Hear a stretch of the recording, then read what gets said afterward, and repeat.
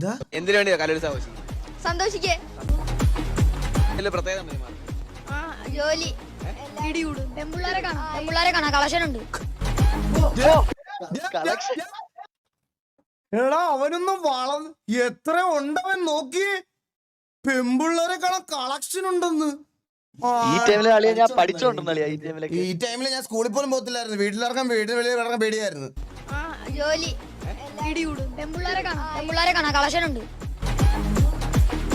എന്ത് സീരിയസ് ആയിട്ടാണ് അവൻ പറയണേ? കളക്ഷൻ ഉണ്ട്, കളക്ഷൻ ഉണ്ടെന്ന്. പെമ്പിള്ളാരെ കാണാം കളക്ഷൻ ഉണ്ട്.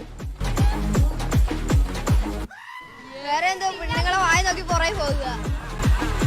സൂപ്പർ. തിന്നാനൊക്കെ പോകുക.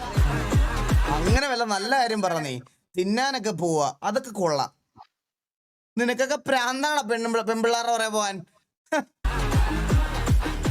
ഇപ്പൊ എനിക്ക് തെറിവിളി വരും കേട്ടോ. നിന്റെ കല്യാണം കഴിഞ്ഞല്ലേ കൊണ്ടാ ചെയ്യുന്നത് കേട്ടോ, അത് ഉറപ്പാണ്.